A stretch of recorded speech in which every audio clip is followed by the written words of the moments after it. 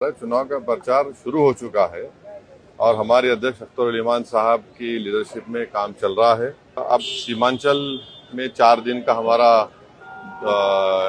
Visit होगा। मुख्तलिफ विधानसभा में हम अख्तर उल इमान साहब जाएंगे, वहां पर आवाम से मुलाकात भी करेंगे, पब्लिक मीटिंग भी करेंगे। बात सुनिए, हमने कहा कि हम मैच नहीं देखेंगे, तो हम उस पर जवाब नहीं दे सकते, हम नहीं देख रहे हो। नमस्कार, आप लाइव बिहार देख रहे हैं। मैं हूं राजमोहन तिवारी। देखिए, बिहार विधानसभा चुनाव 2020 में 5 सीटें जीतकर करिश्मा करने वाली बिहार की सियासत में एआईएमआईएम अब 2025 को लेकर भी पूरे दमखम के साथ मैदान में उतर चुकी है। बीते कई दिनों से इस पार्टी की चर्चा बिहार की राजनीति में खूब हो रही है, लेकिन अब देखिए, पार्टी को मजबूत करने के लिए खुद पार्टी के सुप्रीमो असदुद्दीन ओवैसी बिहार पहुंच चुके हैं। सीमांचल न्याय यात्रा पर निकलने वाले हैं। कल 24 सितंबर से उनकी सीमांचल न्याय यात्रा शुरू होगी, जो कि 27 सितंबर तक चलेगी। और इस दौरान ओवैसी का सीमांचल में दौरा बिहार की सियासत में कई नेताओं के, कई पार्टियों के कान खड़े करेगा, खासकर राष्ट्रीय जनता दल, क्योंकि इस पार्टी के साथ गठबंधन के लिए बीते कई दिनों से एआईएमआईएम ने भरपूर कोशिश की। पार्टी के नेता, संगठन के पदाधिकारी राबरी आवास तक पहुंच गए, नारेबाजी तक कर लिया, लेकिन तेजस्वी यादव ने जरा भी भाव नहीं दिया। ऐसे में अब असदुद्दीन ओवैसी का बिहार दौरा और सीमांचल न्याय यात्रा बिहार की राजनीति में क्या गुल खिलाएगी, हम आपको पहले सुनाते हैं कि जब बिहार पहुंचे असदुद्दीन ओवैसी तो क्या कुछ उन्होंने कहा है। ये बात गलत है कि चुनाव का प्रचार आज से शुरू किया जा रहा है। चुनाव का प्रचार शुरू हो चुका है और हमारे अध्यक्ष अख्तर उल इमान साहब की लीडरशिप में काम चल रहा है। हम 2 महीना पहले भी आए थे, अप्रैल में भी आए थे। उस वक्त भी हमने कहा था कि चुनाव में हम पूरी तरह से हिस्सा लेंगे। और अब सीमांचल में 4 दिन का हमारा विजिट होगा। मुख्तलिफ विधानसभा में हम अख्तर उल इमान साहब जाएंगे, वहां पर आवाम से मुलाकात भी करेंगे, पब्लिक मीटिंग भी करेंगे।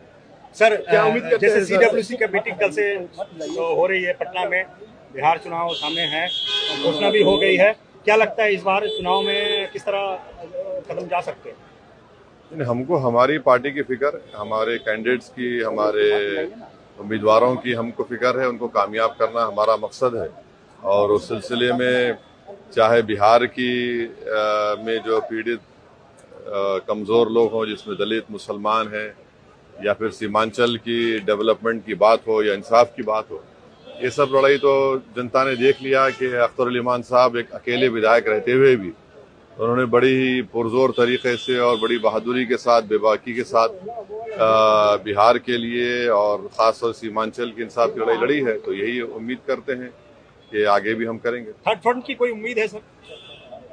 अब देखिए, अब नहीं मालूम, उम्मीद पे तो दुनिया कायम है, देखिए क्या होता है आगे। One last question that Uttar Pradesh government ने ऑर्डर दिया है कि इमीडिएटली जो कास्ट बेस्ड रेफरेंसेस है वो पुलिस रिकॉर्ड से हटाने के लिए, कि इलाहाबाद हाईकोर्ट के उनका वर्डिक्ट होने के बाद कास्ट बेस्ड जो रेफरेंसेस है पुलिस रिकॉर्ड से हटाने के लिए। जो कास्ट की पॉलिटिक्स बीजेपी करती है, दूसरी पार्टियां करती है, उसको क्या करेंगे आप?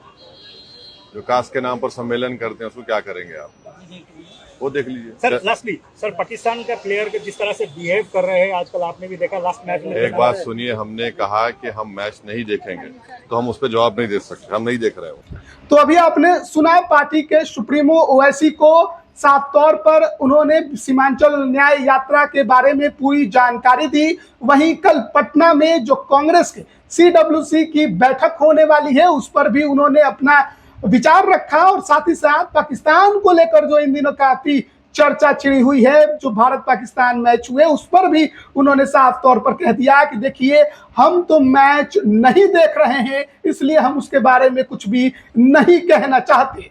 तो इन दिनों बिहार की सियासत में एआईएमआईएम की जो चर्चा हो रही है वो इस वजह से, क्योंकि आरजेडी से गठबंधन को लेकर नेता जो हैं वो कई दफा कोशिश किए, लेकिन उनकी कोशिश कामयाब नहीं हुई, क्योंकि न लालू परिवार ने भाव दिया, न पार्टी के किसी और नेता ने ही उनको गठबंधन में शामिल करने को लेकर रुचि दिखाई। ऐसे में अब सीमांचल में ओवैसी का ये दौरा आरजेडी के लिए बड़ी मुसीबत खड़ा कर सकता है। सीमांचल में न्याय यात्रा पर वो निकल रहे हैं और हमने देखा कि बीते चुनाव में 5 सीटें झटक कर उन्होंने आरजेडी की क्या हालत कर दी थी। अब जब खुद अकेले लड़ने की बारी है या थर्ड फ्रंट बनाकर लड़ने की बारी है, तो असदुद्दीन ओवैसी की यह सीमांचल न्याय यात्रा चुनाव से पहले बहुत प्रभाव छोड़ने वाली है और दूसरे पार्टियों के लिए की जो कान है वो खड़ी करने वाली है। आप इस पर क्या राय रखते हैं, कमेंट जरूर करिएगा।